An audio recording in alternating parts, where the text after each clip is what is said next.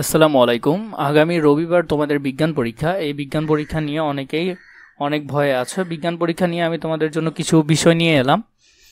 এই বিষয়গুলো হলো তোমাদের কোন কোন অধ্যায় থেকে সৃজনশীল থাকবে এবং তোমাদেরকে কিভাবে পড়তে হবে সেই বিষয়টি নিয়ে আমরা এখানে দেখব। সাথে আমাদের কিছু এমসিকিউ থাকবে, কিছু প্রশ্ন টাইপ থাকবে এবং কিভাবে আমরা আনসার করতে পারি সেগুলোও দেখব। 100% কমন আসার মতো কিছু বিষয় তোমাদেরকে দেখিয়ে দিব, যেগুলো পড়লে তোমরা শতভাগ কমন পাবে। আমরা প্রথমে যদি বিজ্ঞানের সাজেশন বা সৃজনশীল বহু নির্বাচনে যে কোনো একটা টপিক নিয়ে আলোচনা করি, প্রথমে আগে আমরা অধ্যায় দেখিনি, যে সব অধ্যায়গুলো তুমি হুবহু 7টা সৃজনশীল ইনশাল্লাহ কমন পাবে। উন্নতর জীবনধারা, এই অধ্যায় থেকে একটা সৃজনশীল আসার সম্ভাবনা অনেক বেশি। 3 থেকে তো শিওর থাকো, হৃৎপিণ্ডের যত কথা এবং অন্যান্য যে বিষয়গুলো আছে সেটা থেকে প্রশ্ন আসবে এবং প্রশ্ন হবে যে হৃৎপিণ্ড নিয়ে। পঞ্চম অধ্যায় দেখতে হলো আলো চাই, সেটা এই টপিক থেকেও একটা সৃজনশীল প্রশ্ন আসবে।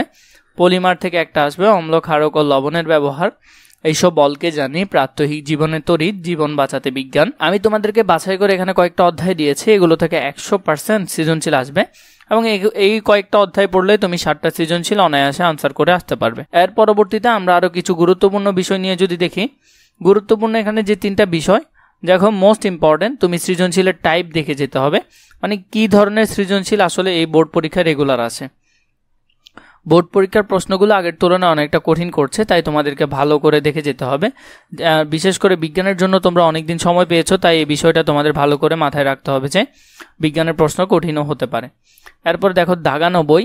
এই দাগানো বই বিষয়টা নিয়ে আমি তোমাদেরকে এর পূর্বেও বলেছি, আমার কাছে তোমাদের বিজ্ঞান বইয়ের 100% কোয়ালিটিফুলভাবে দাগানো বই আছে এবং যে বইটা দিয়ে আমি যখন পরীক্ষা দিয়েছিলাম আমার প্রায় 29টা এমসিকিউ হয়েছিল বোর্ডে।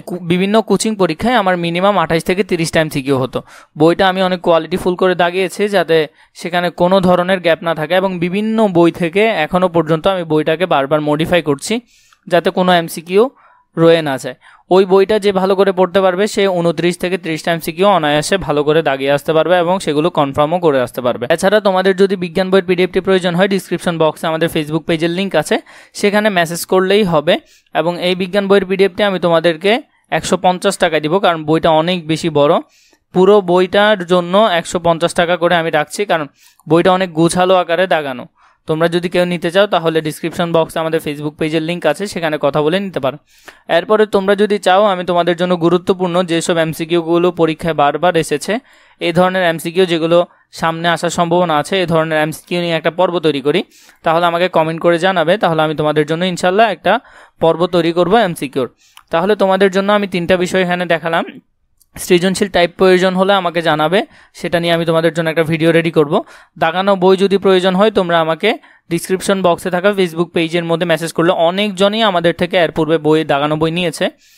সায়েন্সের হোক বা কমার্সের হোক বা আর্টসের হোক, যে কোনো বই আমি তোমাদেরকে দিচ্ছি, যে সবগুলো বই আমাদের কাছে প্রায় আছে এবং সেগুলো বিভিন্নভাবে বিভিন্ন জন থেকে কালেক্ট করা। শুধু একটা বইয়ের দাগানো নয়, বিভিন্ন জনের অনুশীলন, গবেষণা সেখানে আছে এবং সেখান থেকে শতভাগ প্রশ্ন কমন আসার সম্ভাবনা থাকে। যে গুরুত্বপূর্ণ এমসিকিউ আছে, এমসিকিউ নিয়ে যদি একটি পর্ব চাও তাহলে আমাকে কমেন্ট করে জানাতে পারো, আমি তোমাদের জন্য ইনশাআল্লাহ সেটি রেডি করব। এছাড়া ক বা খ প্রশ্ন, যেগুলো অল্প কয়েকটা শিখলেই আসবে পরীক্ষায়, এরকম প্রশ্ন আমাদের কাছে শিট আছে।